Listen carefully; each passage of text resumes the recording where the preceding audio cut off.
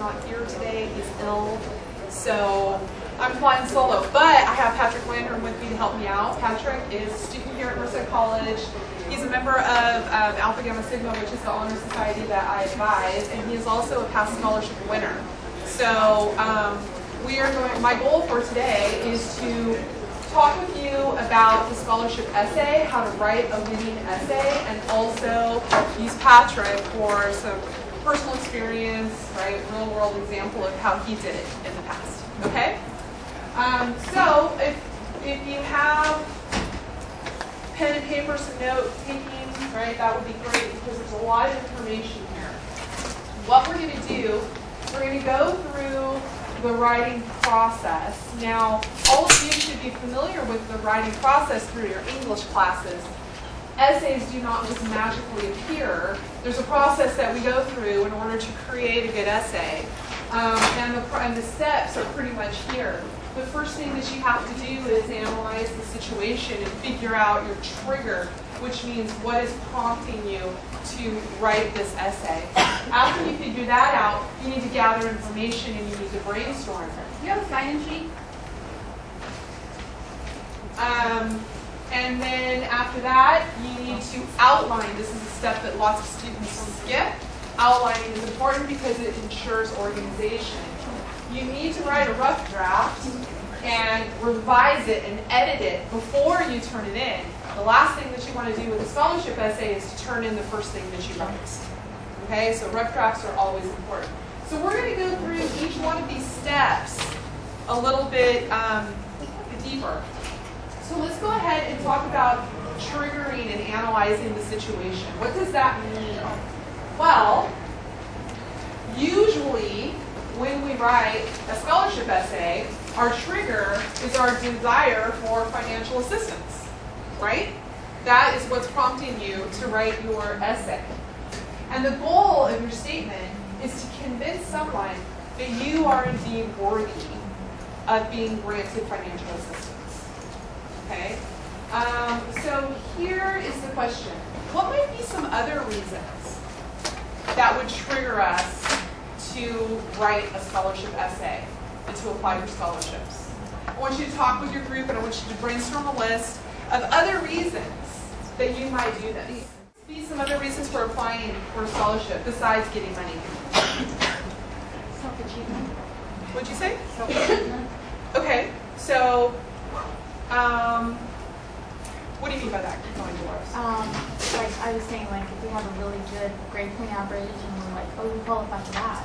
Okay. Our academic, like where we stand academically. Okay. So like recognition sort of. Okay, recognition, right? Like maybe it a lot of times is about money, but maybe also it's about recognition for the work that you've done, personal satisfaction, right? Some scholarships that we apply for might be worth thousands upon thousands of dollars. Other scholarships might be for $200, right? Small scholarships, but a lot of the satisfaction that we get is this personal satisfaction, right? Like I did well, and I want people to recognize me for that. Okay, so yeah, definitely that might be another reason. Now, you figure out, okay, why am I applying for this scholarship? Why am I doing this? What's triggering me? You also need to consider your audience. So, who is reading your essay? That's really important. So, are you writing to a national scholarship committee? Okay, large amounts of money, and the committee who will be reading your essay are from all over the country. Okay, or maybe this is just like maybe this is a statewide scholarship given only to students in California, or maybe, as in the case with our foundation scholarships, maybe you're writing to a local group. If you take time to look through the foundation packet, you will notice that these are local groups who have very specific interests. Okay? So you need to research the organization that is potentially going to give you a scholarship. You need to know a little bit about that. Okay? Who are the judges? For what is this organization known?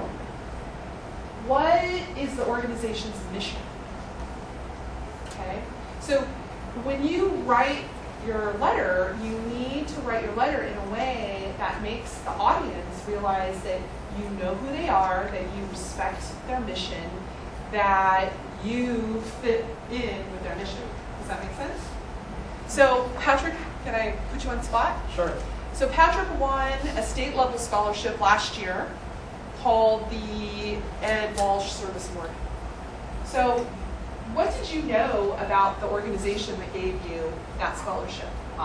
It kind of helps describe based on how much service I've done for not only for the school but also for the ATS chapter and also for the community. Okay, so who were the people reading your essay? Who was the audience? Well, the people that runs the Ed Walsh organization. Okay, and what do they care about? The service. Service. So he applied for Community Service Award. Okay, so in the Community Service Award, these people care about service work, volunteer work, the work that you do outside of the classroom.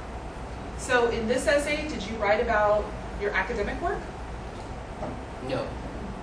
No, because this was an organization that focused solely on volunteer work. Okay? Now, that was a critical piece of information that he needed, right? In order to win this scholarship, he needed to know what these people value. If he wrote an essay all about his GPA and all about the academic stuff that he was doing in the classroom, he may have gotten another scholarship, but not this one, right? This is a service award, okay? So you should take a minute to look through your foundation book and look at the ones that you are applying for and figure out who these people are that are granting these scholarships and what they value. So you figure out what's triggering you, you figure out your audience, okay, do some research, figure out who they are, what they value. Then you need to gather and you need to brainstorm information. Before you even start writing, you need to carefully analyze the directions because different scholarships, applications require different things and there are different directions. So if you were to write following a specific set of directions, carefully read the directions several times. Many times there are different parts. And you are asked to provide different types of information. Now, I have sat on scholarship committees as a reader as well as the chair of the scholarship committee. As the chair of the scholarship committee, I would have hundreds of scholarship applications coming into me. And there were so many applications and not enough money to go around. So part of what I had to do was see if the students followed the directions.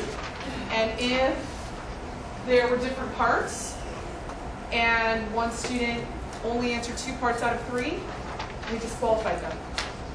And that is the harsh reality of the scholarship game, right? You want to make sure that you follow all of the directions because there will be many, many people applying for the same thing.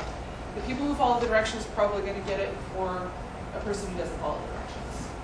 Okay, so you really want to look at the different parts asked. You should divide the question into parts and you should make an exhaustive list, or for some of you, maybe you like to cluster and draw bubbles, but you should brainstorm, okay? And you should get as many answers as possible before you can start writing your essay that will answer the different parts of the question. So let's look at this.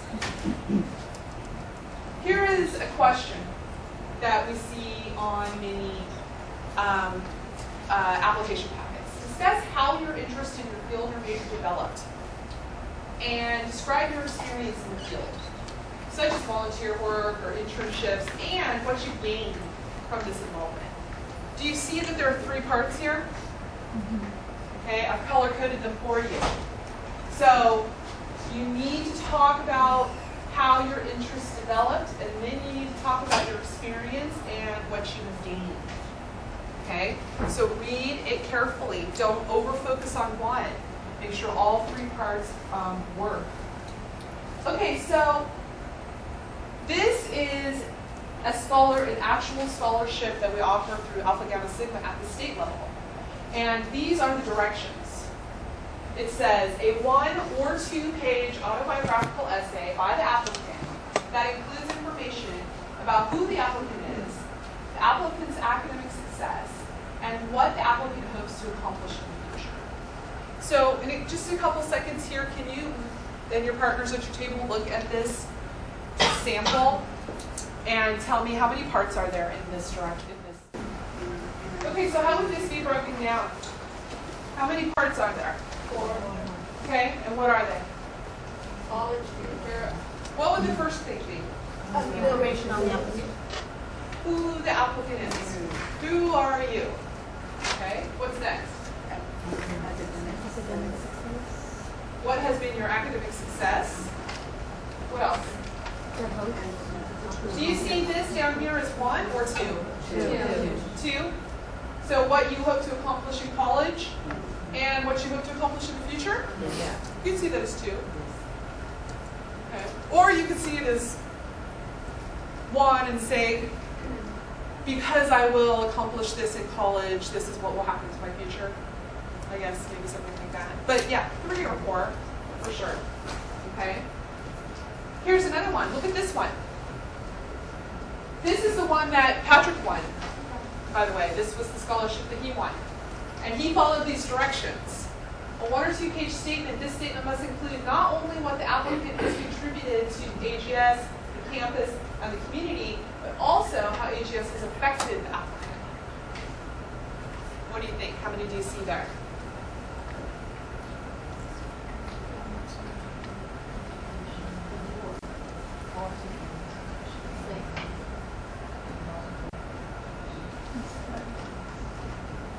So what's the first thing the writer has to do?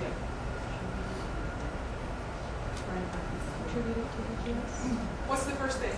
Contribution to AGS. Okay, what the applicant has contributed to AGS, then what? To the campus, and then what? And the community. So Patrick had to write about what he did for the club, also what he did for the campus, and also what he did for the community. But also, what? Right. How it affected him, right? How this work affected him personally. So those are our parts to the essay. So first, make sure you read the directions carefully. By the way, did you notice how the directions said a 1 or 2 page essay? And also the foundation packet. Did you guys get the foundation packet? You guys have it? What's it say? It says, keep your statement from 1 to 2 pages. So, if these things tell you 1 to 2 pages, how many should you write? 2. For sure. Right? Why do you want to write 2 instead of 1? More information you give them, the better. More information you give them, the better. As a reader, if I had essays coming into me and one person wrote a page and another person wrote 2 pages, how do you think that appears to the reader? 2 pages. That way? Yeah. It's like, you're asking me for money and you can only write 1 page? Right? But this person can write 2? You know, you got to sell yourself and you do have to show effort. And believe me, you can write 2 pages about yourself. This is what it also says here. Handwritten essays that are written clearly will be accepted. Do you want to handwrite your essay? No. Absolutely not. I would scratch that off right now. And now what we have to do is we have to come up with a list, we have to come up with a cluster, we have to come up with ideas that you can include in your essay. Okay? Here are some good questions that you should consider when you are brainstorming. The first one, what is special about you and your life story? What is unique about you? What sets you apart from the rest? What is distinctive or impressive about you? Okay, that's the first thing to consider. Next, what details of your life might help the committee better understand you? or help set you apart from other applicants? So look into your life story and figure out what sets you apart from others. Maybe you have overcome personal problems or family problems. Maybe some history of your life or your family is important. Maybe there have been people that have shaped you or influenced you, right? Influenced your goals. So these two right here, we're trying to set you apart. We're trying to make you different from all the hundreds of applications that come in. And there will be hundreds of them for the foundation scholarships. Patrick is applying for the Jack Kent Cook Scholarship right now, which is a $30,000 scholarship at the national level. How many applications do you think are going to come in? A lot. Thousands, right? And so Patrick has to set himself apart. He has to make himself unique. Okay, this is what all of you need to do in your essays. So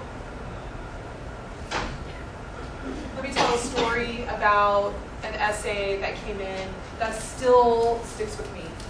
Mr. Pirro and I were reading the scholarships. We were sitting on a committee, a statewide committee, and the student wanted to be a chemist. His major was chemistry. And he wanted, I believe, to go into medical school, wanted to become a doctor. And so the first paragraph, where he's trying to introduce himself, trying to set himself apart from others, the first paragraph is something like, I want to be a doctor so I can save the world, so I can save people's lives. Is that unique? No. That's cliche. It may be true, because that's definitely what doctors want to do. Okay, but everybody's going to say the same thing. Okay, so you have to make that audience understand. You have to be unique. You have to set the person apart. So Mr. Pirro and I were talking to the student. Okay, we were digging into his life story, trying to figure out like what made this guy tick, what set him apart, what made him different. So we asked him, why chemistry? Why are you interested in chemistry? And he said, well, you know, I know it sounds silly, but when I was a kid, I used to do a whole bunch of experiments. And, you know, a lot of times they were dangerous or they ended up bad, but, you know, I was a little kid and I was, you know, having fun. And he said one time I created this chemical concoction and he put it in his son's or his younger brother's hair and turned his younger brother's hair like blue or green or something and like burned half of it off. Okay? And so when he said, you know, it was such a shocking moment, right? But it also made him realize, you know, sort of the power behind chemistry. Do you see? And it was a really early childhood memory. Like he didn't know what he was doing. He was just like playing around. But what he said, that's it, that's your opening. That's what you should include. Because we're gonna remember that when you were 5 years old, you turned your brother's hair blue and burned it off. You know, thank goodness you didn't hurt it.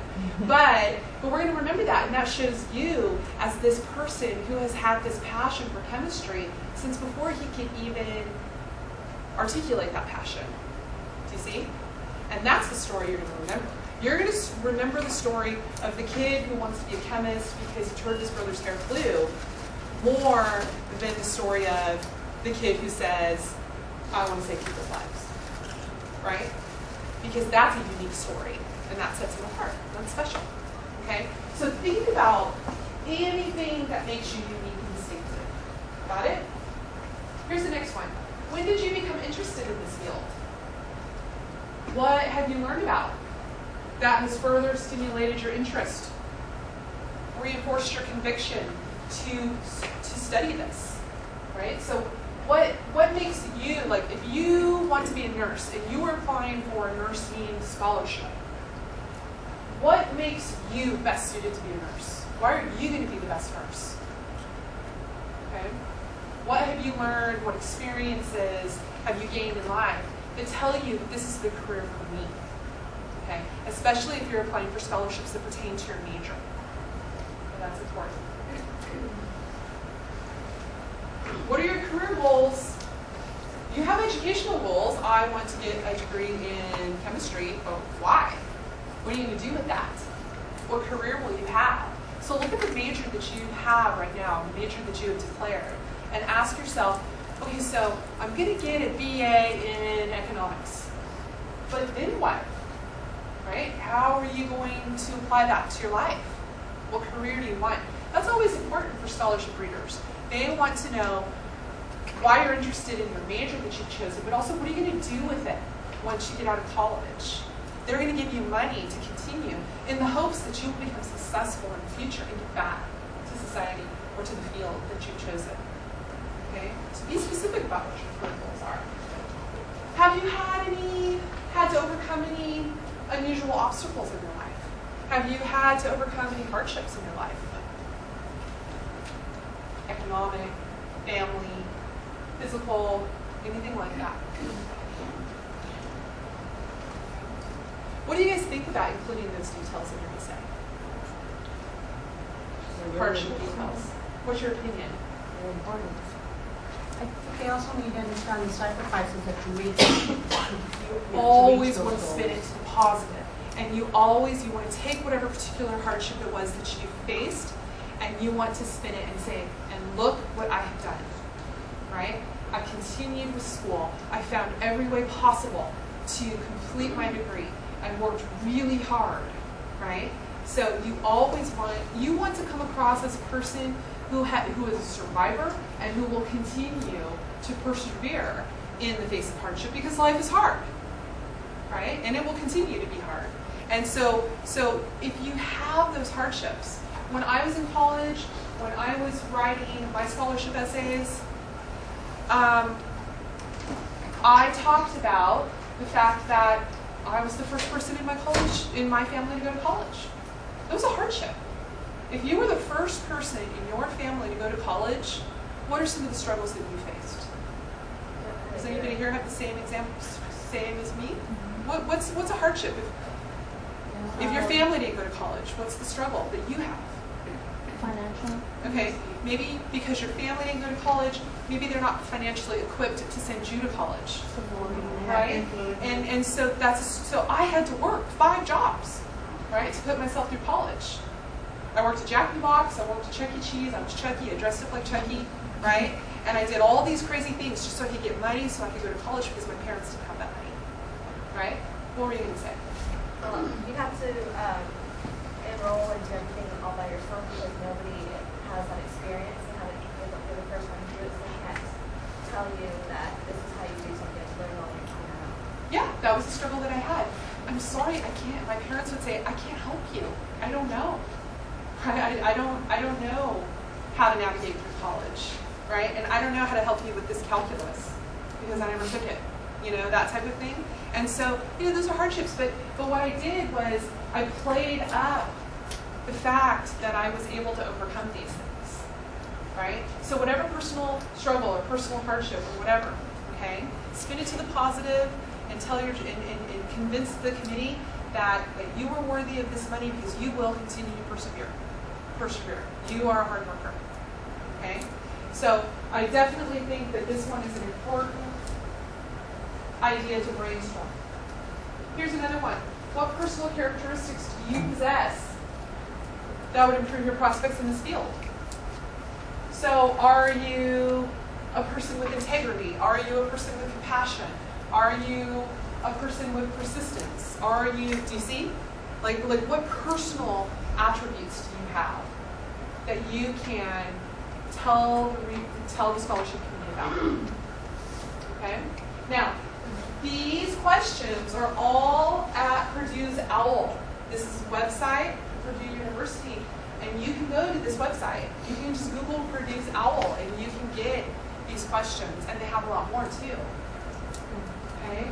So notice we haven't even started writing the essay yet. We're still brainstorming, figuring out what we can put in the essay, gathering ideas.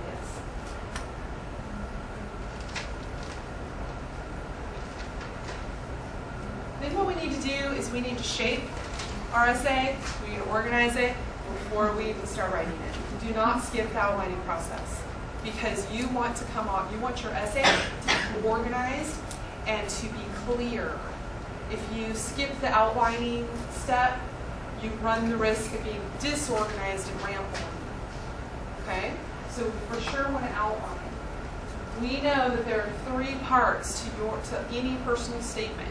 Introduce in a very attention-grabbing way, right? Like the kid turned his brother's hair purple or blue or green or whatever it was. Okay? Introduction, you want to grab the reader's attention. You will need body paragraphs that will discuss the parts, the directions given to you. Okay? And you will need to conclude in some way. Okay? So, good, and I can't stress this enough, good scholarship essays begin with a catchy introduction. Okay? Designed to help the readers remember you, especially when you think about these readers who have to read hundreds upon hundreds of essays. Okay? You don't want to get lost in that crowd. The other thing is that many times they get tired. They're only human. And they will scan that first paragraph. And they'll look at that first paragraph, and if anything catches them, what are they going to do? Keep reading. If they're bored to death, they'll put it aside. Maybe not fair, but that's the reality. Okay? So you've got to hook them. The first paragraph is very important. Once you hook them, then you can connect the example to the actual scholarship for which you're applying. You should always mention the name of the scholarship that you're applying for, as well as the degree that you were seeking in the beginning. Okay? Now, with the foundation scholarships, I know that many of you are applying for these. They do it a little bit differently. You have one essay to write, and then on your blue sheet of paper, you list all the different scholarships that you're applying for. See that? Have you looked at those directions yet? Okay. So you list, so on the blue cover sheet, you're going to list all of the ones that you feel that you are qualified for, and you can apply for as many as you want. This essay that you're going to write is going to serve as one essay for all. So you can't, in that introduction, name every single one. Okay, so keep that in mind. But there are other scholarships out there that hopefully you are applying for as well, right? And then you should list. You can pick up the blue sheet at the scholarship office upstairs, or yeah, I'm not sure. Financial aid, maybe. I think. Is that where you got yours? Yeah. Okay. Then you need your body paragraphs, and your body paragraphs are going to detail and offer support. Any of those specific questions that they have? Each paragraph should be focused. It should have a topic sentence. So we should know what each paragraph is going to talk about. So Patrick's example, when he wrote about what he has done for the club, what he has done for the community, and what he has done for the college, first paragraph, right? I have served Alpha Gamma Sigma in many ways. And then he explains that with details. And then the next paragraph, this is what I have done for the community of Merced. Right? We label those paragraphs with good topic sentences so we know what each paragraph is going to be about. Okay?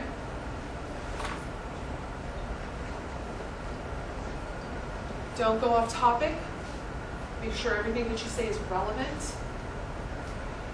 You only have 2 pages, so you need to choose the best details. You can't include all of them. So you need to figure out what the most powerful details are, what the best details are, okay? And get rid of the ones that aren't good. Your conclusion should tie in everything. A lot of times the conclusions will say, like, you know, thank you for your time, or thank you for your consideration. You know, hope to hear from you soon, that type of thing, like a nod of appreciation to the scholarship committee, a lot of times.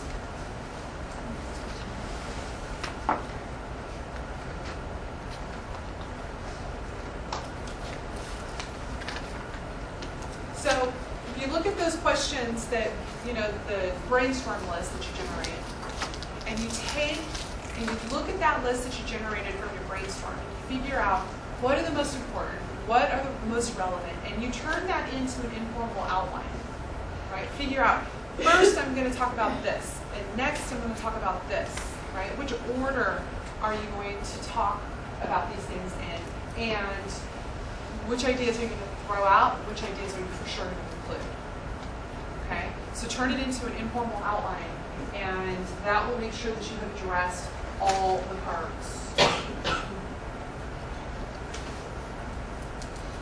Okay. Once we have our outline, now we can draft. Now we can actually start writing. And this should be familiar to you because you go through this process in your writing classes, don't you? Okay. Come up with your main idea, get your details, like brainstorm your ideas, and then you can outline and you write a rough draft. Okay, so now I have to actually do it. Okay. Make sure that you're working within the word limitations. So 2 pages means 2 pages. Okay, so don't go over. That's the other thing. You don't want to go under and you don't want to go over. What happens if you go over? What's that? A lot of times, like I said, if you're applying for very competitive scholarships, like my job as the chairperson is to toss those out. I toss them out. And it's sad and it's painful. But I do it all the time. In fact, I'm doing it right now because we're in the process of statewide scholarships coming into me for the organization that I sit on. And I have about 200 applications sitting on my table at home, right? And what I have to do is I have to go through and I have to look and make sure that they follow the rules. And if somebody put a line on the 3rd page, I have to disqualify it. Because that is an extra line that you got that this other person didn't get, right? And you don't want that extra line to sway in your favor. It wouldn't be fair to the person. The other person would follow the rules. Okay? So stay within your word limitations. And any special formatting, so if they say like Times New Roman, no bigger than 12 font, right? Something like that. This is sort of a scary scenario. Let me give you a real world scenario. In one scholarship committee that I sat on as a reader, the chair gave me a template, like a plastic template that had all like the lines and everything cut out, and I was supposed to put it on top of the essay, right? To see if the essay was actually like the margins, if the student didn't go, because sometimes instead of 1-inch margins would go a little bit smaller, so you get a couple more words, right? And I had to put that template on top of each essay to see if the font was too small or if the margins were too small, and if they didn't conform to Times New Roman 1 inch all the way around, 12 font, I couldn't read it. Isn't that crazy? That's like what the world has come to. Too many applicants, not enough money, right? So you don't want to be one of those people, right? You're getting thrown out because of template. Okay. So now you're going to revise. You're going to write your draft. You've got something to go off of, and now we need to revise. Especially when we're looking at our word limitation, our page limitation. I'm at 2 pages. I know I need 2 pages, but I have 2 of them. What am I going to cut? Okay, revising is really important. You have to pick wisely. So I would cut anything that's repetitious. If you have words or ideas, you're sort of saying the same thing, right? You can cut that. So look for any kind of repetition. Also, repetition just isn't good anyway, right? Every sentence that you write should be fresh and original.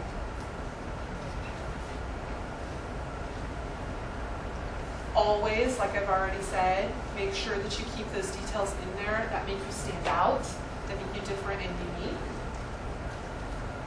I would consider this, looking at the order of your paragraphs, you might want to change the order so that your most interesting ideas and the best writing are at the beginning and at the end, right?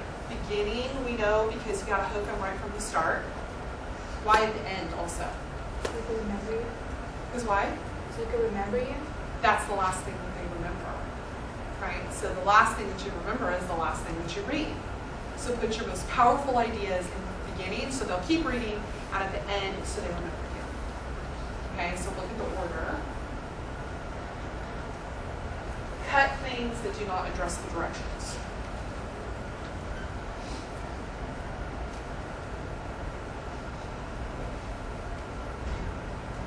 And then last, but very important, is to edit.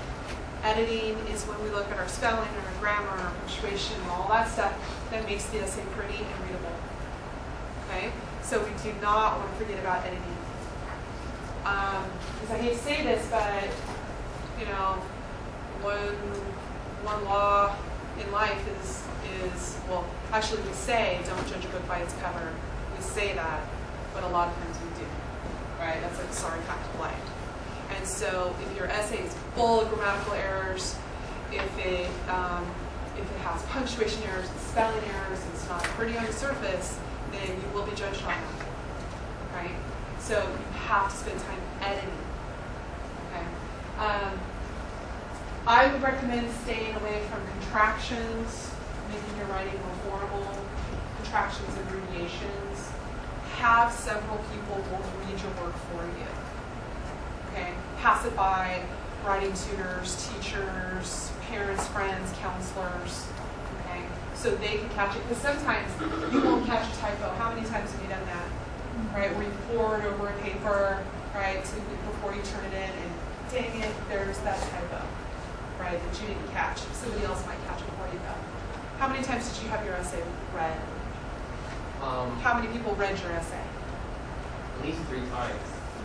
At least 3. You didn't turn in the first thing that you wrote? No. No. Because otherwise I wouldn't win the scholarship. Here are 2 examples of paragraphs that have come into us as a scholarship committee. I want you to look at these and I want you to see what's wrong. What do you think in terms of editing? Here's the first one. My interest in, I typed these exactly as they came. Okay? My interests in science date back to my year in HS, where in physics, chemistry, and math. When I was a SR, I took calculus course at a local college in 5th grade. It seemed really logic that I pursue a career in electrical. Okay? Real paragraph that came through. As a table, can you please see what you would change? Look at this one. Let's look at the second one. I am highly aware of the reputation of your school, and my conversation with several of your former students have served to deepen my interest in attending.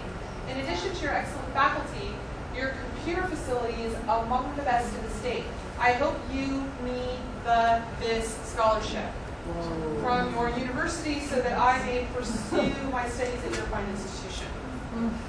What do you think? This person may be very worthy of the scholarship.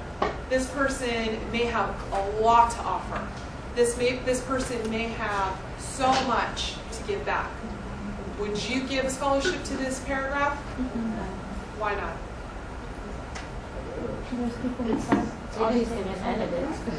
Exactly. So do you see how we do judge books by the cover? And this is your chance to sell yourself, right? And if you try to sell yourself with grammatical errors, with spelling errors, with lazy writing, really what you're saying is, I was too lazy to have this essay read 3 times, or 4 times, or 5 times, proofread by other people, right? Didn't put a lot of effort in the editing of the essay, okay?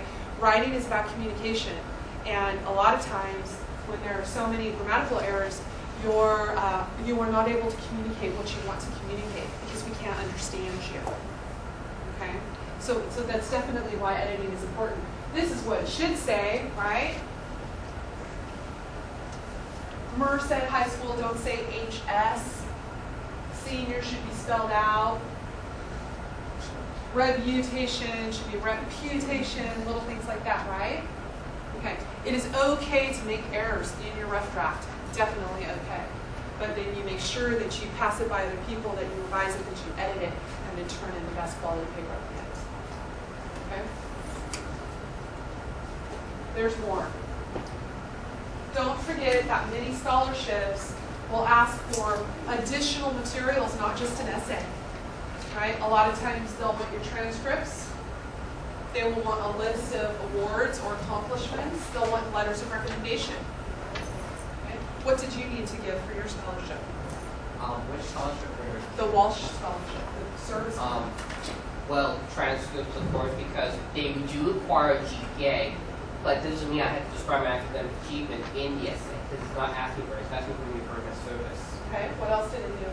What else did you have to do? List some of the stuff I've done for the service in AGS, in college, and community. Right, so his was a very specific extra requirement. So Patrick had to make a list, and he had to list out all the stuff he's done for the club, all the stuff he's done for the campus, all the stuff that he's done for the semester, for the community. In addition, that list required that he total up all the hours that he spent doing these things. And they wanted him to do it semester by semester since he had been in the club. And his list was something like 9 pages long, right? His essay was 2 pages, his list was 9, right? So you need to pay attention to additional stuff that they're requiring. So check that out. More than likely your application will be rejected if all that information is not there. Okay? I know the scholarship committee that I'm working on right now, for example, requires transcripts, but they have a special direction. And the direction says, make sure that your college's name is clearly listed on the transcript. Now, a lot of us are using like WebAdvisor, online stuff like that. And when you print out those student access to transcripts, check them out. The name of the college isn't there, right? If you request official transcripts, then it's there. But if you're printing stuff out from online, be careful, right? Because these applications that are coming into me that have transcripts and their colleges aren't there, that they have to be disqualified, right? So little things like that matter, okay?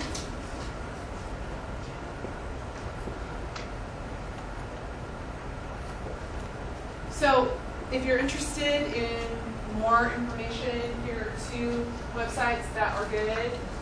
Writing the personal statement is coming from Purdue OWL. That's the one that the website I've already referenced. Indiana University also has a good one. Okay, so lots of stuff out there to help you write these essays. Okay, so thank you for coming. Good luck with your scholarship, your essays.